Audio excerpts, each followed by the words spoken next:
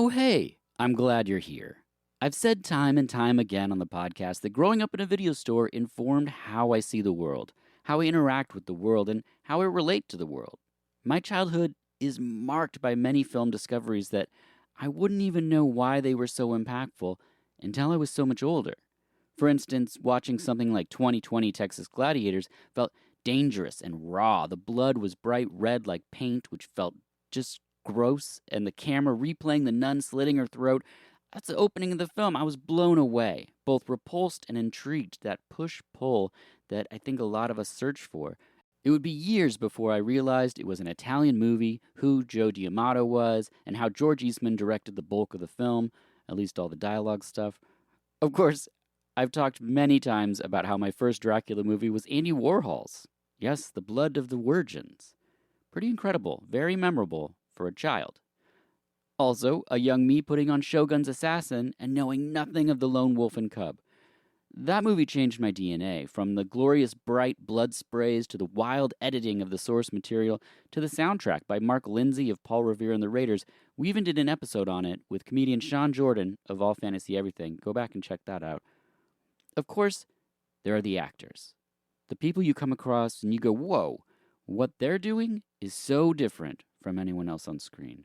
And it's just true. It's a magnetic quality to their work. Some people are just so incredible at their craft that you want to watch everything they've ever worked on. And that's what's at the heart of this episode. So let's get to this conversation on two movies by a really powerful performer. Enjoy. Innocence can be hell.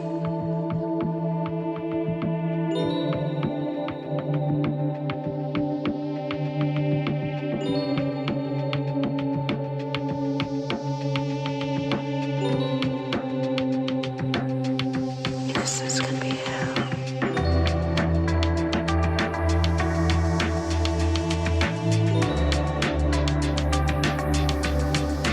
be hell.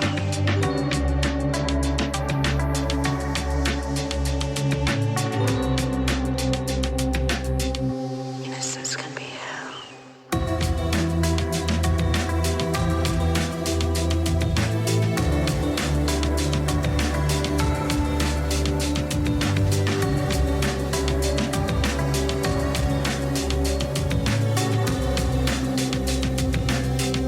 Innocence can be hell. Greetings and salutations. This is VHS, and I'm your host, Dirk Marshall. We continue season 16, where I ask previous guests to choose a film from my wish list by inviting a new guest, Wendy Freeman. Thank you for being here. Hi, thank you so much for having me. I don't even know which podcast I heard you on, but I heard you on another podcast, and I just really appreciated your contributions. And despite being Twitter friends forever, I don't think I'd heard you on an episode. And so I reached out, and a name frequently associated cinematically with female rebellion and stone cold vengeance came up. And so, of course, we're talking about Meiko Kaji. I'm so excited that we get to have this conversation. Yes, I'm super stoked. She's so iconic at what she does. I'm so looking through her filmography, Mm-hmm. like she just nonstop badass. Yes. Yeah, 100%. Yeah, and we'll get to all of that. For those listening that maybe somehow didn't read the header of the podcast episode, we'll be mainly discussing two films from her career. First, Stray Cat Rock, Delinquent Girl Boss from 1970, and then Lady Snowblood from 1973. For those who don't know the actress, here's a bit of the backstory. Meiko was born in 1947, and her name was Masako Ota. They began acting in 1965, Song of Farewell, and continued using that name until 69-ish, 70-ish. Around that time, they were sort of unhappy with their career, from what I read in various places, and so a name change was in order, and it seemed to have really worked. It's happened around the time of the first film we're talking about. She made 4 films with Nakasu before moving on to Toei. She made the Ginsho series and Female Prisoner Scorpion series, the first of which caught the attention of casting and the director of this film, which resulted in one of her most iconic roles, Yuki Kashima in Lady Snowblood. Meiko also sang a song for Female Prisoner Scorpion and Lady Snowblood, both of which ended up in Kill Bill, directed by Quentin Tarantino. This song, Flower of Carnage, plays under the fight between O-Ren and the bride in the snow, which also is very much of the film Lady Snowblood. What was your introduction to Mako? About 10 years ago, I used to co-host a podcast that was called The Trashy Trio. And so we covered a lot of exploitation films, we covered a lot of that type of thing. And so we covered one of the female prisoner scorpion movies. And of course, like you can't watch that and not be like, who is this Yeah. woman? You Yes. know? Yep. And you just see pictures of her, and she is like she just has, it's amazing to me how she transcends coolness in Hmm. every time period. Like she has this 70s cool, like the long straight hair and like the big hats and the motorcycles and Yeah. shit. But then also she, you see her in Lady Snowblood and she's so regal in the gorgeous kimonos and like it's just like she somehow just epitomizes this beauty, this transcendent uh uh carnage beauty. Yeah. You know? She's a flower of carnage and everything. Yeah, I agree. The first thing I saw was Lady Snowblood. I think the cover enticed me, and so I checked it out. I had no idea what I was in for. I was just blown away. And she, I mean, as an actress, you read lots about like how beautiful she is, but like there's lots of people in the world with perfect facial symmetry, but not a lot that have something happening behind that. And she has these looks where I mean, all of the emotion is conveyed. And one of her looks she has that we see in both these films at different times is one of just complete conviction and disdain for somebody that's her like oppressor or her opposite. And it is so powerful and incredible when somebody can convey that by being completely still. And I think that she just commands that. I did an episode on I think it was called like Frankenstein and Me. It was an early Ryan Gosling film, and he's not the lead. And in the episode, I was saying like when he shows up, you're like, oh, there's the lead in the movie, because he just has that. I don't know what it is. It's like even The as present. yeah, that presence that just the camera's just like that. And so and that's what she has in pretty much every movie I've seen her in, no matter how small the role. You just kind of go, wait, who's that person? Because I'll forget the rest of this plot, but I want to know what's going on with them. And that's Mako for sure. Um, Yeah. Did she start as a singer or did she start as an actress?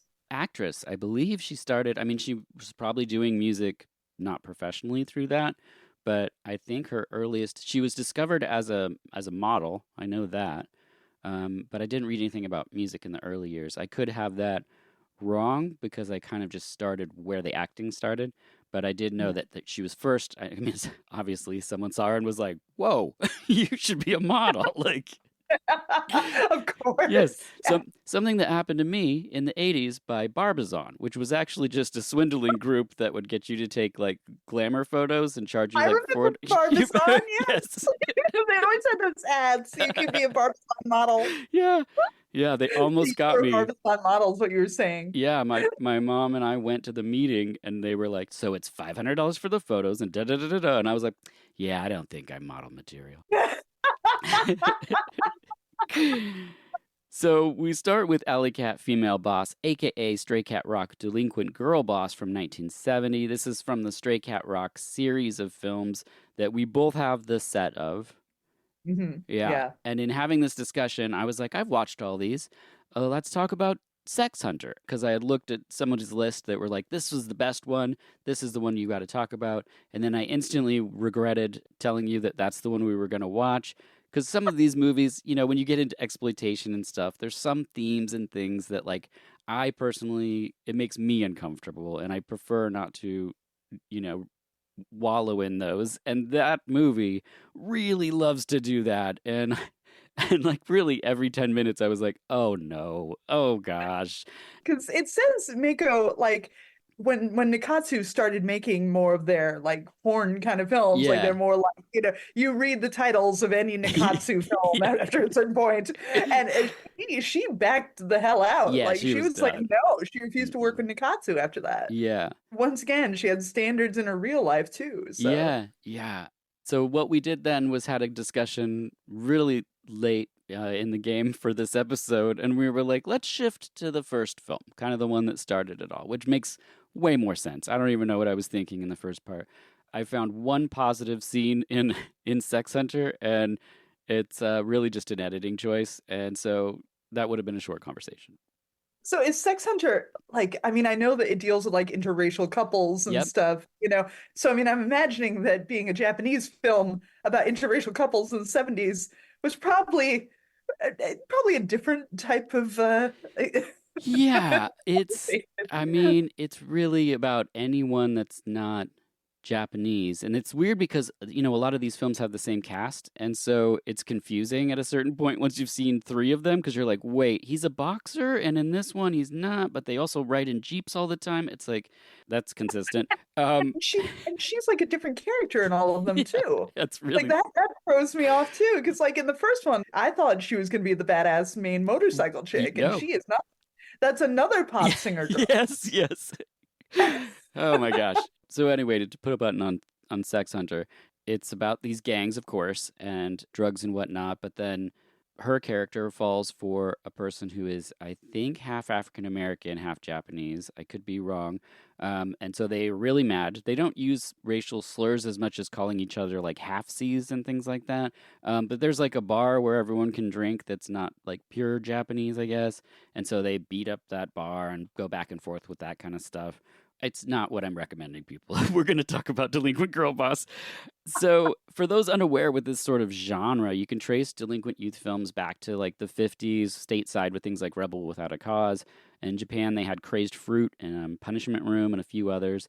And they had this like, there was an energetic rebellion fueled by like protests and things, and youth being sort of at war with the adults. And so you sprinkle that with sex and drugs and petty crimes, and you've got youth delinquent films. And rockabilly culture in Japan, of course, Yes. was huge. Yeah. Yeah. Well, the kind of the rock situation that was like infiltrating a lot of those films. Like I love like Burst City and Crazy Thunder Road and stuff, and that has a ton of like Japanese punk bands, but they were all like influenced by, of course, punk music from elsewhere.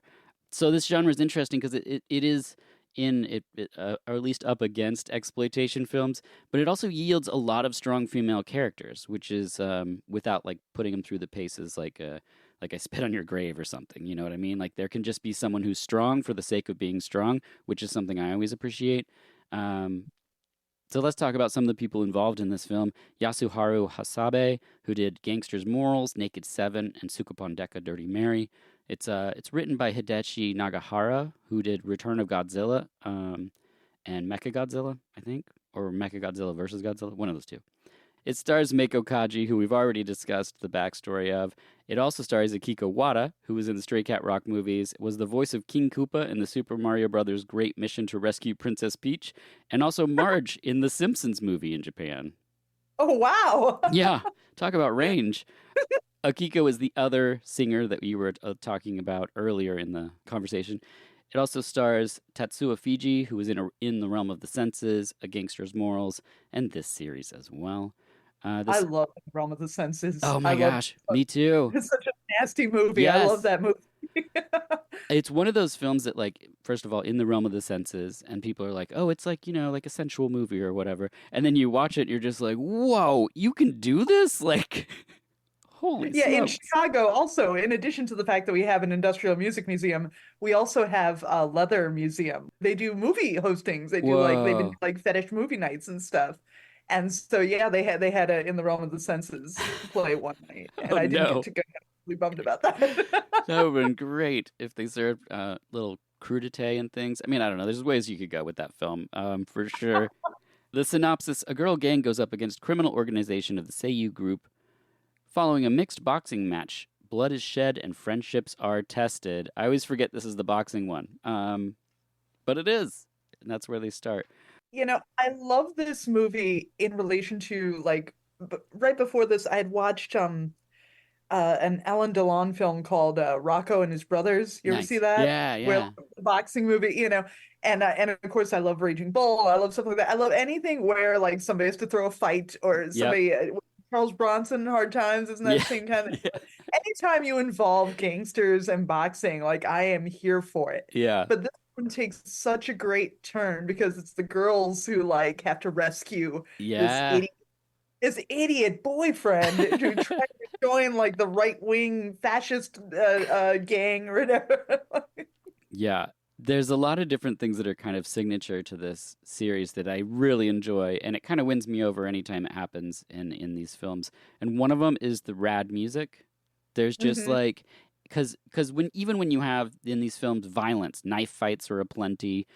Who doesn't love a knife fight that stops after someone gets sliced on the arm?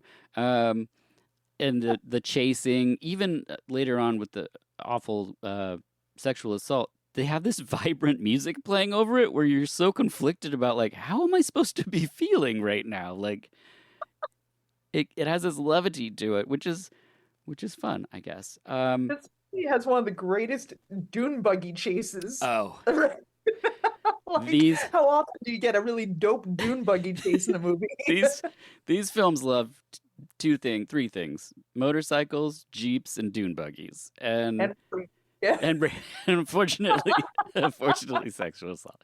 That doesn't happen in this one, though, does it? no, it This doesn't. one doesn't No, have that. Yeah.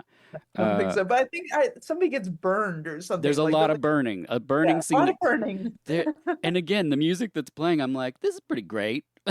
Am I into it? No, this is awful.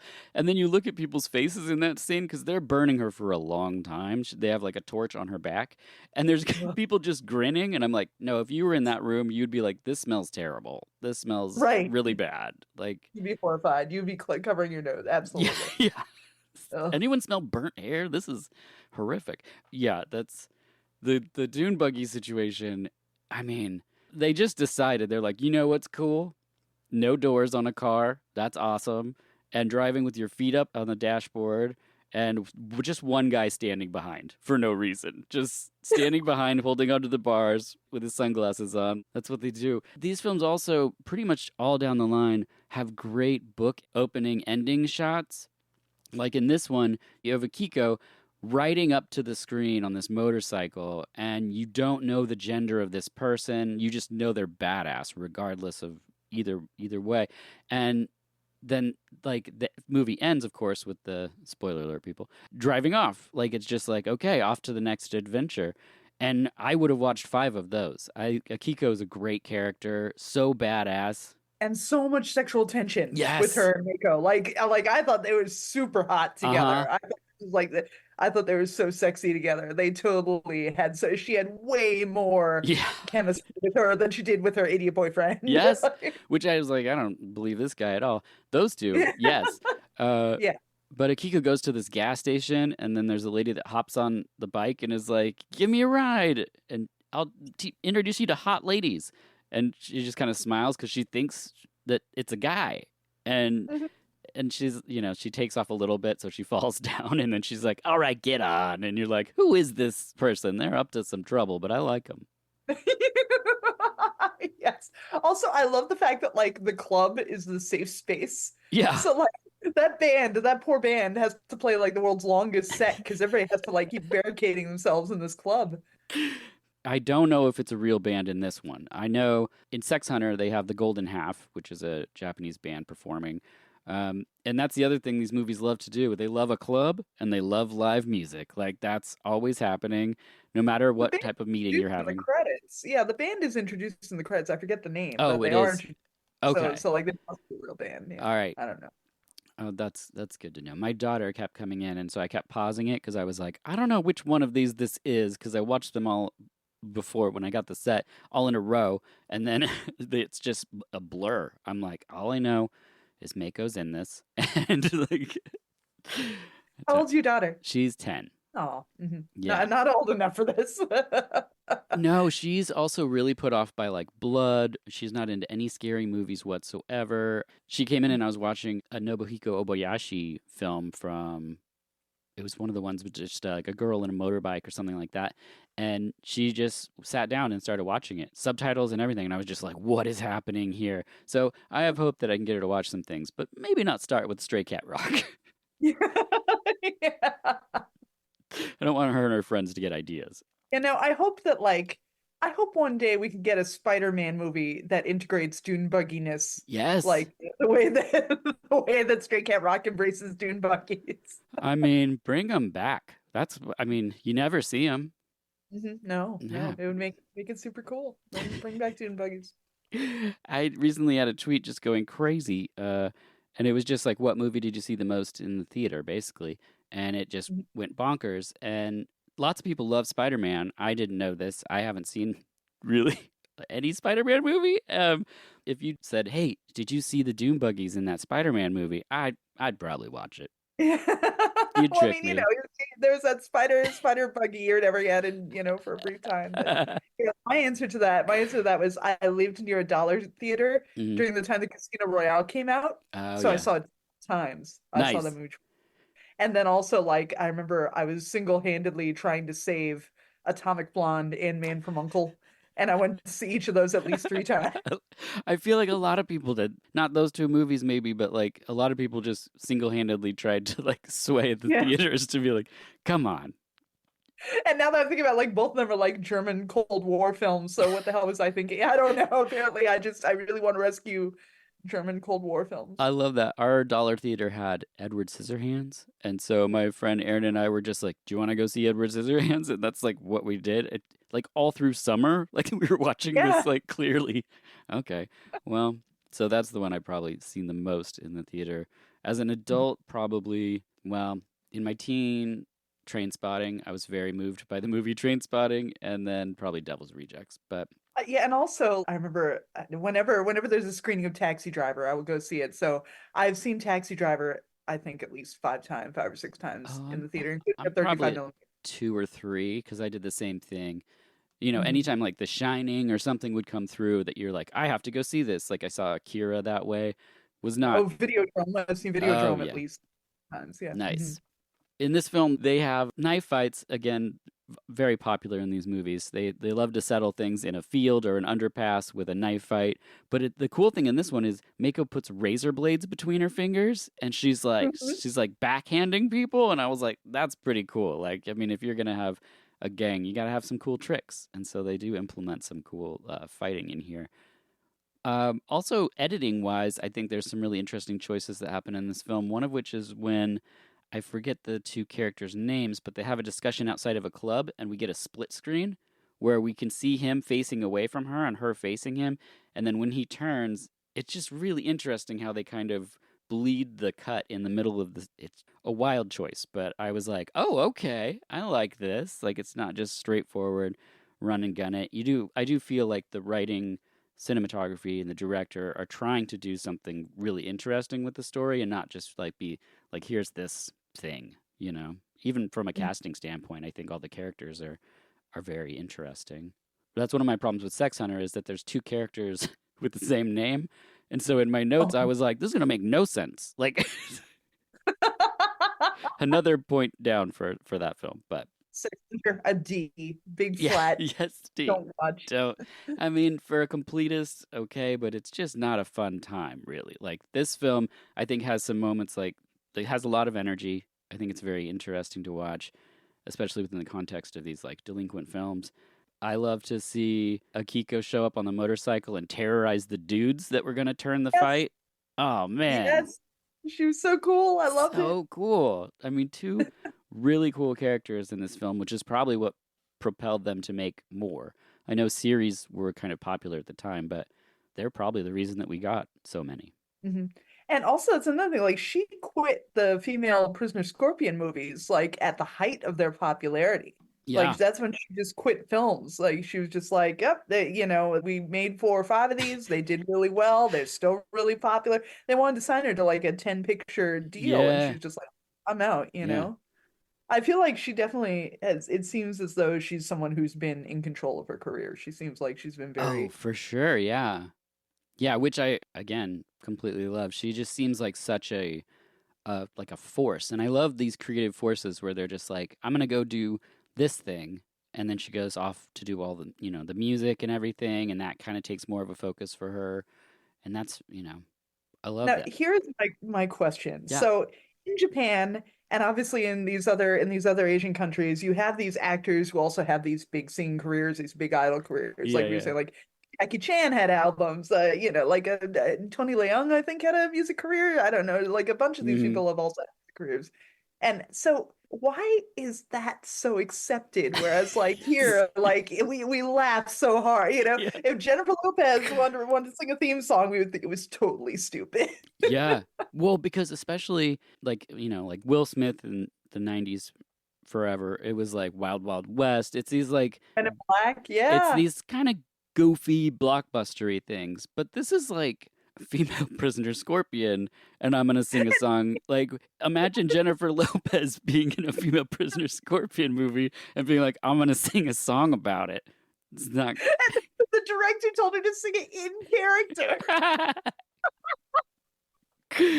That's not gonna work. I don't see that. Yeah, I think America, we're not accepting of the triple threat, maybe. I don't know. We don't because it's the same thing also with I mean, I love Japanese wrestling. I love Joshi wrestlers, Hmm. and a lot of them are also pop idols, Right. They made albums and then they like trained really hard and became MMA fighters. It's like, how would we would never accept that? Yeah. Like that seems like such a crazy transition. Well, even in these films, there's parts where they find a reason for characters to sing. Yeah. Like the boxer in this one, in one of the other films, he's just walking along the street after there's been a knife fight and sees Mako laying on the ground. Before he even sees her, he's just singing a song to himself. And then later on, she sings it and he sings it, and it's like overlapped. But like, not for a second when I was watching it did I go, well, they did that because they're singers. Like, it just for some reason organically makes sense in this weird world that they've created. Whereas in America, it would be like huge swell of strings, and it's like, oh, that I hate. I don't want that.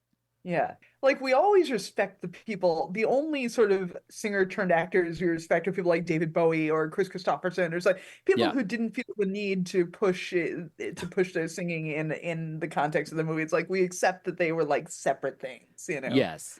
Yeah. Yeah. I mean, Bowie's transition is really interesting because you had like Man Who Fell to Earth and like The Hunger Mhm. and, not musical per se, but, we definitely appreciate him in Labyrinth for sure. That's true to get a song elaborate. Yes. Yeah. I uh I mean that movie. When I used to DJ at midnight, I would play Dance Magic Dance. Always Uh-huh. killed on the dance floor. People loved Labyrinth so much. Yeah, I don't know what else I have to say about this first film. Any other final thoughts on Stray Cat Rock? No, just had some rock and dune buggy chases, Yes. some bad ladies, a good boxing story. It was Yes. everything. It's got Very everything good. you need. Yeah. Yeah. I mean those two leads.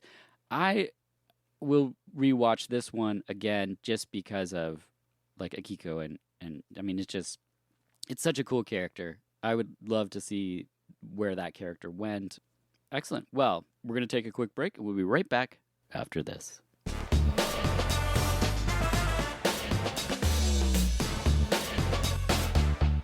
RoboCop. Did I catch you in time? Are you still there? Remember when Paul McCrane gets all melty from toxic waste and then splats on a car? Imagine that movie without that scene. Would it still be good? Okay, bad example, RoboCop rules, but his death adds flavor. And you know what else adds flavor? Marshall's Hot Sauce. You can wake up any boring meal with habanero carrot curry or serrano ginger lemongrass, just to name a few. These delicious and flavorful sauces will have you grinning bigger than Tarman in Return of the Living Dead.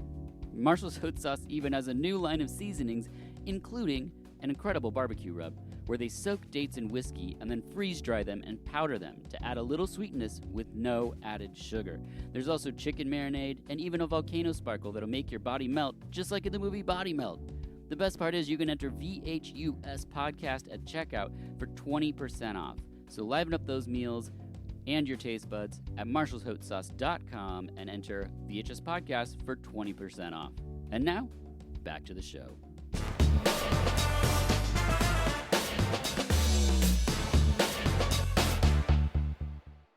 And we're back, which brings us to 1973 and the film Lady Snowblood. This was not your first Mako? No, my first makeup, I think I saw this after I saw Okay, Female Prisoner. cool. Yeah. So you already were aware of this force. Yes, yes. But like it had to click, like I say, Yes. like she's just so different in both films, but Hmm. so incredible. Yeah. Yeah, well, that's the thing from moving from the Stray Cat Rock series. In some of the films, she's not this force to be reckoned with. There's moments, but there's also a vulnerability that you see, which there's some panic moments in this film, but it's always good once you come across something like Lady Snowblood to go there, seek out the other films and see sort of the range of the actor because they are required to do different things in different movies. And so I think she's got quite a elaborate tool belt of skills to call upon for these films. But Lady Snowblood, holy smokes. It's based on the manga by Kuzo Koike. I'm probably saying that wrong and I apologize. It's illustrated by Kazuo Kamamura, so two people named Kazuo, which is pretty rad. Directed by Toshi Fujita, known for the delinquent dramas and softcore films, which is really shocking to me with the quality of this. Not that I look down upon softcore films, but I often think they're probably rushed and have a lower budget, and this film just feels so big. The cinematography is Masaki Tamura, who did Evil Dead Trap, Crazy Family, and Tampopo, which, Oh wow. yeah, Tim Popo and Evil Dead Trap are the right? same person. Same Oh man, that's cinematographer. crazy town. Isn't that Anybody cool? who could lovingly shoot people eating noodles Yeah, and then also do that, like wow. yeah. And I think that's one of the reasons this movie always blows me away is because of how it looks. It has this some of the shots in it. I just go, that doesn't even need to be this great, and it is, and just Lush. Yeah, there's so yeah, many just lush, perfect shots in this movie. It's so beautiful. yeah. The screenplay is by Norio Osada, who also did Lady Snowblood 2 and the anime film Wicked City, which Mm. is great. Very that's an extreme little number there. It stars Meiko Kaji, also Masaki Daimon, who was on Godzilla vs. Mechagodzilla, Ultraman 80, all 50 episodes, and Yakuza Girls 3. I don't know. I don't know what that is, but I just sounds good. The synopsis: a strikingly beautiful young woman is trained from birth to be a deadly instrument of revenge against the swindlers who destroyed her family.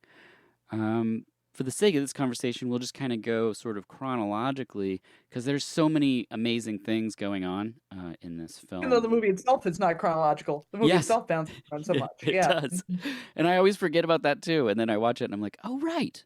There's a lot of flashbacks, which is good. I think that helps out. The film starts in a prison. A baby's born as snow cascades through the night sky, and the mother is not doing so well. And she says, "You'll live out your days carrying my vendetta," and then title card in blood red. And I was like, whoa. Like, And the reveal of how she had the baby, yes. the reveal of how she got pregnant. Oh my God. Which I thought when I first saw it, I was like, oh, that's the dad. And then you get to the part where you're Right. like, oh, no, Oh no. that wasn't the dad. She had to go through a lot to get her revenge baby. Seriously. Cut to the iconic purple umbrella in the snow. A woman holding the umbrella. She hears footsteps, and it's a gang leader.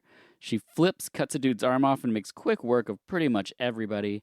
He asks her name as he's dying, and she says, Lady Snowblood. Music swells. I was like, everything's perfect about this movie? Yes. It's unbelievable. It's not in the Criterion Collection for nothing. You know? Seriously. Yeah, yeah. We get the credits as she trains and is kind of growing older. And then we get a chapter, one, Bow of Vengeance. We see her pick a flower, and an image is overlaid of herself as a kid, sort of slicing apart flowers.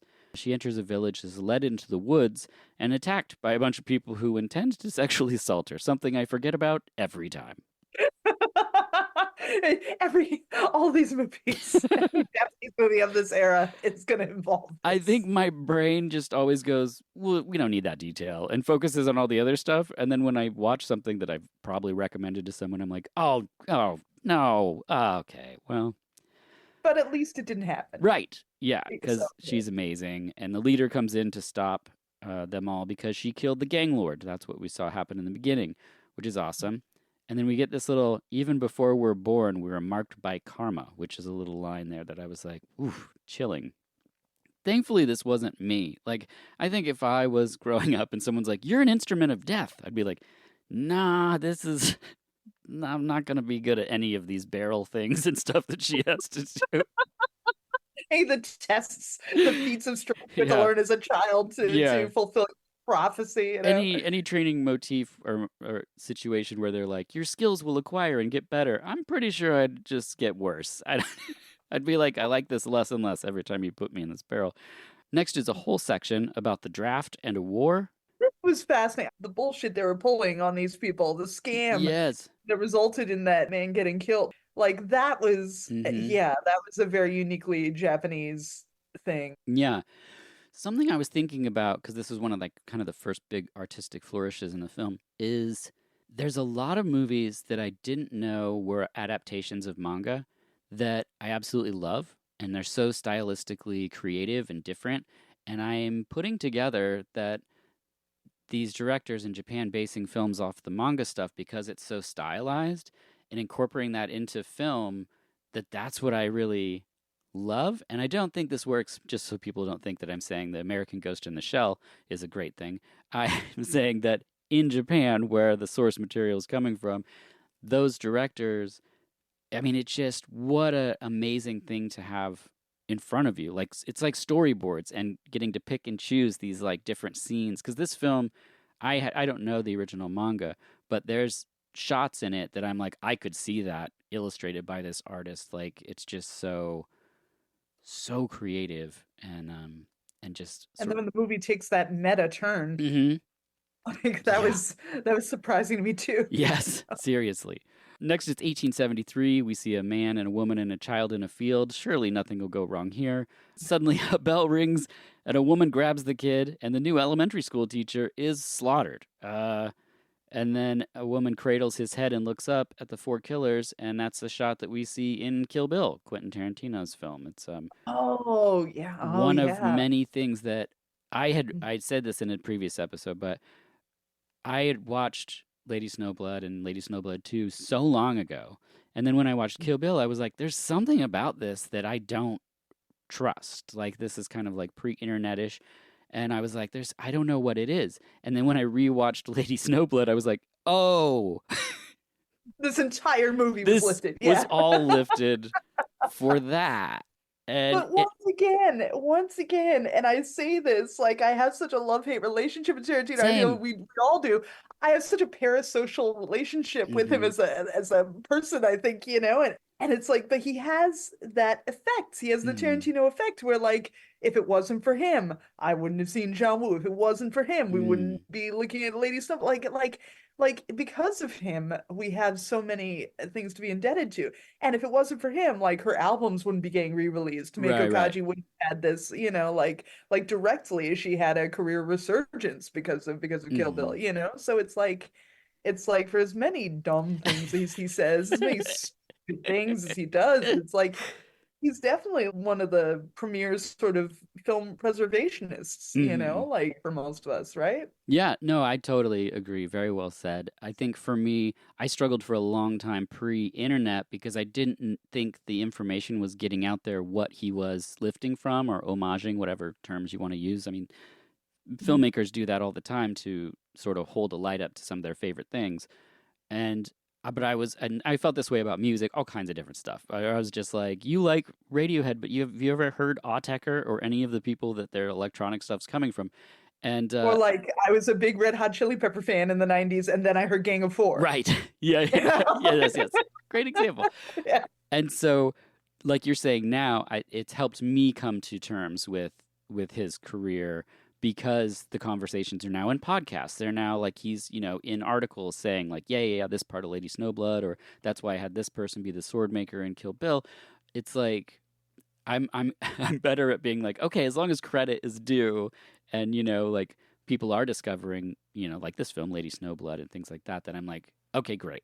I'm glad that this conversation's happening. But then I get so bummed out because I feel this conversation does not happen in relation to comic book movies. Like when Shang-Chi came out, people are like, oh, Shang-Chi's out. Now people are going to go discover these Hong Kong films. Now all Yeah. these people watch these superhero movies. They're totally going to go watch cool shit. Doesn't happen. Yeah. Comic book movies are big. People are totally going to go back and read comic books. Doesn't happen. Like Mm, it's there's a weird disconnect yeah. with comic book movies, not bringing people, but like genre people. Whenever we hear about like something Quentin does or something Scorsese does or Yeah. whatever, like we are more inclined to want to want more of that, or Yeah. I am. No, I want more of it. Yeah, yeah. No, I Like, oh, the Kill Bill was cool. Give me something else, give me something. Yeah, I mean that's great. Like when something more mainstream causes people to go backwards. It's like I mean you're in Chicago, right? Hmm. And so, like birthplace of Wax Trax Records and a lot of music that I really love that's industrial. A lot of people would come into the record store that had heard Nine Inch Nails, and I could be like, okay, we'll check out, Thrill Kill or Skinny Puppy or, some of the even lesser known bands like 16 Volt and things. And then people would be like, oh my God, I love these even more than the mainstream thing I saw or the thing that got the bump to be mainstream. Um, and so there's a trickle down like that I hope happens, like you're saying with comic books that's not really happening. Yeah. Um, Yeah, also, get them some Front 242 records. They'll be yes, good. seriously. Talk about a great show. That was the first show I saw coming out of the pandemic. Was my friend and I saw Oh, their 30th anniversary, and it was like super emotional because it was like we're all here, we're all doing it. They're on stage, like it was amazing. Just to work Front 242 into a conversation about Lady Snowblood. another example, another like mind-blowing moment in my musical history is like I loved Radiohead, and then I heard Talk Talk's Spirit of Eden album, like Laughing Stock, and I Yeah. was like, holy shit. It's like all of a sudden your mind is just blown, you see wherever it gets these ideas from. Uh-huh. Yeah, that's something that like I had Chris Boylan on. He's an animator. He's coming back. We were talking just I think off mic and he mentioned like Tarantino, he's a revisionist filmmaker. And I was like that really turned a lock and opened a door in my head where I was like that's so true because it's like he sees like Django or something and he's like what if I made it? And like, what would my version of this look like? Or like, what if I did Lady Snowblood with Uma Thurman? And like, it's just like, it's not that I loved the idea of that thought process, but I kind of get it that he's like, yeah. And then my version of this is Bruce Lee gets beat up by Brad Pitt, and you're just like, all right, well, I don't love that, but I guess do your thing. Like, But once again, like if we had that power, wouldn't you also want to? Like, I would totally want to make a movie like Jackie Brown. If I had the power to make a Jackie Brown, heck yeah, I'd do it. Like, oh, yeah, give Pam Grier a new career-defining role. Fuck yeah, I'll do it. yeah. I Yeah. think eventually everyone would be like, why does this guy keep making movies with Front 242? Like, I don't understand. Every soundtrack? All right. Well, Meat Beat Manifesto has to be on the opening credits, but like, I can't help myself. Speaking of Meet Me Manifesto and Lady Snowblood, that doesn't work as a transition. Damn The it. Lady Snowblood Manifesto Yes, for Van. Lady Oh yeah, Snowblood we're working. Manifesto. Please make that a song on your next album of your solo project. We see the assault of Yuki's mother by the four killers. We see her kill the captor, which sentenced her to prison. We get a flashback where Yuki's mom talks about seducing all these men in the prison and how all the other women hate her. And you're just like, whoa, this is a lot. This is a lot To for. be fair, at least she wasn't assaulted. Right. At least No. she was third choice. She willingly slept around Yeah. with every prison She guard. said she's the she demon, sex demon, or something in there. We get a flashback where. Hey, I'm really sorry you thought I was an nymphomaniac. There actually was a reason for Yeah. it. I was trying to birth my vengeance baby. And then the American version, that's where she would burst into a song, and it just wouldn't make any sense. That's what would happen. We'd be like, is J-Lo singing right now while she's dying next to her baby? As she dies, she begs the women to look after her child, and she tells her baby that she's an instrument of vengeance, and then she dies. We get this beautiful overhead shot, like I was talking about the manga influence, with the women in all red, and the bolts of light are through the bars. It's just, Beautiful. holy I know. smokes, It was unbelievable. majestic. Yeah. And then there's a shot of like the face and the heat radiating off the skin in the cold of the night where you see the steam. It's just, these are those shots where I'm like, this could not be here, but it is. And it just helps elevate this story to make it just like gorgeous. Mhm. So Yuki's taken to a mean old monk who rolls her down hills in a barrel, as we alluded to earlier. He ties a rope to her waist and forces the child to sword fight. Typical parenting stuff, I think. Later at night in a storm, he has a real sword and he cuts her clothes off, which is pretty shocking, and then slices her arm. I don't know if Mako can make a movie where there's not someone getting cut on the arm with some kind of blade, but it's pretty constant. Back in real time, we get Chapter 2, Bamboo Wives and Tears of Wrath, which is I mean, everything's so poetically dark in this movie that's so perfect. She receives a letter that one of her targets has been found. We see a sick man and his kind of adult kid who makes bamboo wives. I don't know what this is, but I didn't know what a bamboo wife was either. I guess it's that basket. I guess it's just, the big basket that yeah, she was throwing into the sea. And I was so bummed out, just I don't know, on some sort of like craftsmanship level. yeah, Like I was so bummed out that she spent all this time making these yes, like big basket things and just like tossing them into the sea to cover up the fact that she was secretly a sex worker. yeah. Seriously, I did see Bamboo Wives at Lilith Fair. I'm pretty sure they played before Indigo Girls. It all comes back to our prime year of like 1994. That was our Yes. sacred year, apparently. Go on. Oh man. Alpalooza and Lilith Fair. That's what we were Yes, going to. right? Yeah, porno for pyros and bamboo wives. The next time he rolls the barrel, he slices it in half and she leaps out of it, which I guess is what you're supposed to do. I don't know. I was just like, okay, that's you'll need that. We didn't understand. We didn't understand the end game of the bamboo barrel training montage. Seriously. Like, what skill set are you acquiring by staying inside of a barrel rolling down a hill? It's not like you're testing your agility or your. Right. I don't see how that comes up, but anyway, she takes her bamboo wives and hucks them into the sea, and she's Kobe, I believe is how you say her name. She can't sell the bamboo wives, so she becomes a hostess. Two other killer dudes see her and then rat her out to Bonzo, who's the sick, drunk dad. And meanwhile, Yuki is at a gambling place, and Bonzo arrives. He gets caught cheating. Yuki arrives and intervenes, which is pretty interesting, that whole sequence.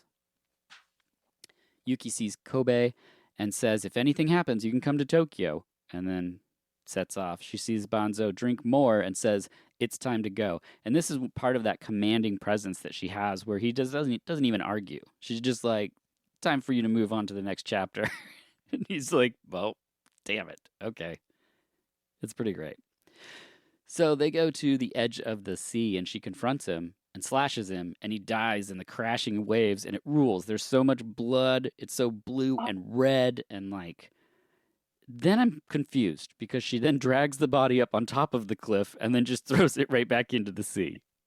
Maybe just like the bamboo wives. I don't know. He I- just got yeah, symbolically. Maybe she wanted it to look more like an accident. I don't know. yeah, it's very strange. That part I'm always like, seems like a lot of extra work, but we all got our things. We get chapter 3, blood-soaked umbrella, grief scattered like flowers. Amazing. We start with her staring at the grave of Gushiro Tsukamoto. She draws her sword, cuts the flowers, and leaves. And then a guy shows up and he's like, "What? Who cut these flowers?" And then he starts to follow her. It's like, somebody hates this dude. yeah. So that's Ryuhei, and he publishes a paper, and he wants to know the truth. She's like, "Nah, you just keep away from me, bro. That's cool." He writes Lady Snowblood, and I think this is artwork from the original manga, I believe. But it's really cool, the overlapping of the images as he's telling the story of Lady Snowblood. I believe this is one of the flourishes maybe you were talking about earlier. Yeah. Like this is like it's very, very like where it gets really meta. It's like suddenly you have somebody inside the story representing the person who drew the manga. Like Yeah. that's very, yeah. Yeah, it's really cool.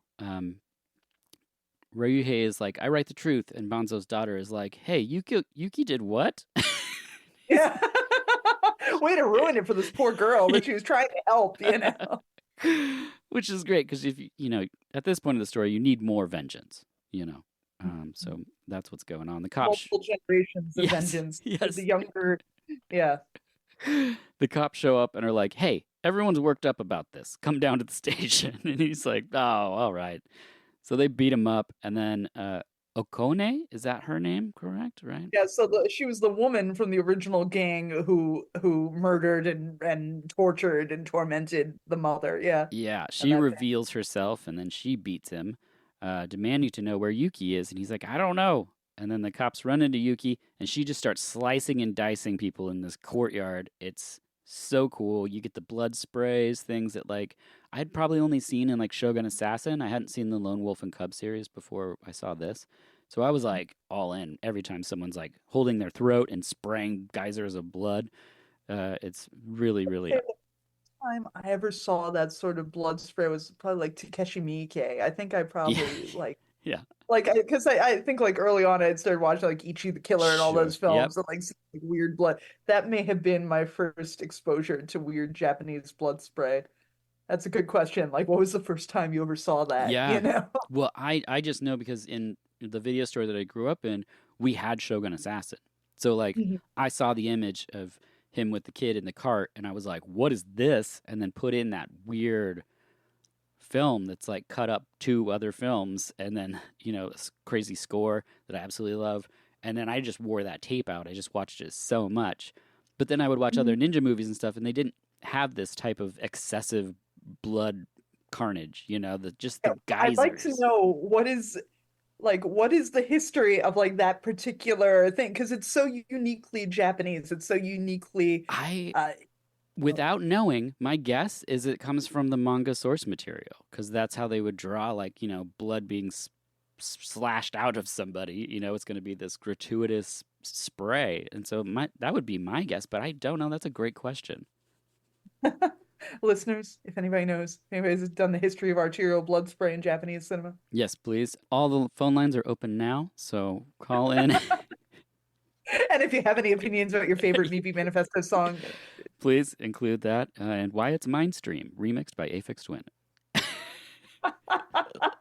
Deep pull. Okay, so yeah, so we've revealed that the woman is still alive, and that guy, the newspaper oh writer, keeps telling the yes, story of Lady Snowblood about like how he's really doing that to lure her out. yes, another trick in the film.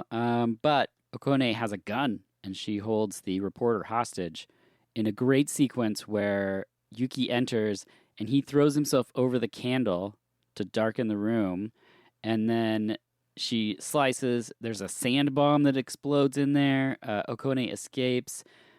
She looks around, she's missing, and this is the part where you can see a little panic on her face, where she's just like, "This didn't go the way I wanted it to go," which is a cool dimension for the character.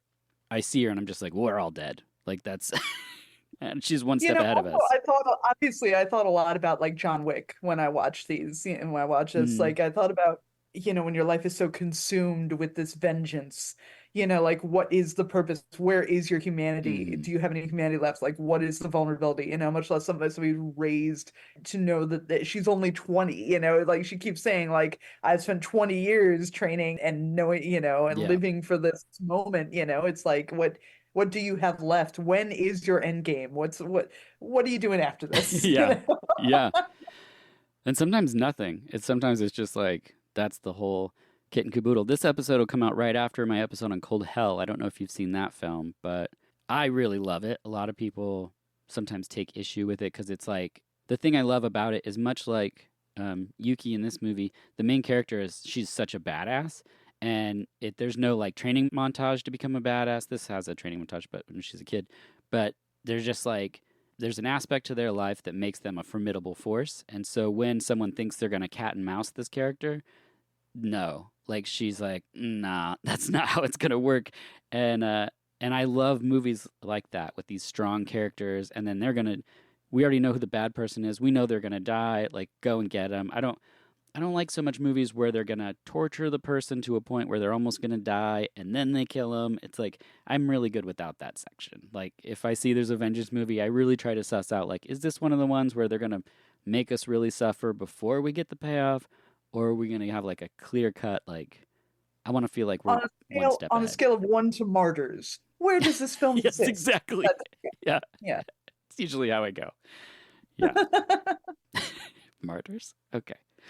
So they find Okono. She's hung herself. And so Yuki does what any sensible person does and just slices her in half. Yeah. That's what you gotta do. You gotta make sure. Like, oh, sure, she looks like she's dead, but let me just cut out her entrails. Right. Let's just double. Let's double check. And again, like you look at how this shot is staged, it's really fantastic. Like the depth of field, everything's done is just gorgeous. So a curtain falls in the film. Yeah. Yes. Yeah. Like What? immediately. Once again, I feel like this movie does it gives you an element of artifice, and especially Hmm. like with the snow sequences, Hmm. which I feel once again we see in Kill Bill, Yeah. or we even see in Scorsese's New York, New York, like where there's like snowy sequences where like it directly looks like a stage or a map page Mm. or something, because like it's letting you know that this is that artifice. And I Yeah. feel like the curtain dropping and some of these snow scenes are like deliberately like making it theatrical for us. Like Yeah. it's definitively setting this up. Yeah. Yeah. It's It's so didn't expect it. And then it happened and I was like, brilliant. I love this. I know. So It's good. so good. Yuki and Yohei hop into a boat. They say it's all over. And then Gashiro appears. He's not dead. And you're like, what? I thought this movie was over. And they're like, no, no, no, no, no. We're not done with you yet. Cool little glasses, his cool Yes, little his cool round little glass. glasses. He says this lady Snowblood stuff is done with. You got to quit it. He's like, forget the newspaper. Come work with me. Because Yohei used to work with him at one point. That's his son. Oh, right. Yeah. Yeah. Yeah. Yeah. That's the big reveal. Yeah. Sorry, that's a big deal. Should have put. I'm sorry. Oh, there's so much on this film. So many layers of generational Seriously, trauma. yes, Like that's the theme of this movie, generational trauma. generational trauma. I mean, just maybe don't hang your vengeance on your kid. I'm not telling you how to be a parent, but I'm just saying maybe not helpful for them. Like your daughter's 10. I think if you haven't been training her before now, take out the barrel. Get out the That's I'm. barrel. You're right. We do have a nice hill in our backyard, so I just need a good barrel, and teach her how to leap out of it. Um, she's gonna be so stoked. She's almost taller than me, so this is gonna be difficult barrel wise. We see Yuki in a purple outfit that's just amazing, and she passes Gashira not knowing who he is. And then we get a weird montage, and then chapter 4, the Pleasure Palace final scene of carnage, which I was like, damn. You think this movie was like maybe a little over 90 minutes? Yeah. Like it's not a long movie, Mm-mm. but it is packed. Yes, yes. There's not no fat on this. It's all very, very lean. Yuki heads to a charity masquerade, and it begins snowing, and you're like, okay, I like this. We see the party unfold, and you're like, okay, yeah, masquerades. I've never been a masquerade person myself, but that's to each their own. She finds a secret door in the wall, which I was like, that's incredible. I always love that. All of a sudden, this movie becomes Mission Impossible. Yes, yeah, it's true. All of a It's sudden, you got face reveals. yes, he gets the jump on her. She slices both his hands off at once, but it's Yes. but it's a decoy. And then she smashes a mirror, and then you're just like, wait, what is this twist after twist? And then What is this mask technology? yeah, Where un- where they were able to fool her like that? And then, she's cut off the hands of some poor innocent dude now. yep, yeah. Well, she killed him, so Yeah. he doesn't have anything to Yeah. worry about, I guess. Then we see Ryuhei has a sword, but the bad dude he pulls a gun, and then there's a whole situation here where people are getting shot and slashed. A lot. It's a lot of both. So she stabs through both of them. That's how she kills the last guy. Yes. Yeah, just stabs right through the spider guy. Yes, yeah. I thought they were gonna be in love. Nope. Nope. No. And then he gets a shot off on her in the gut, and she slices his throat. She's bleeding, walks out into the snow. She's stabbed by the daughter.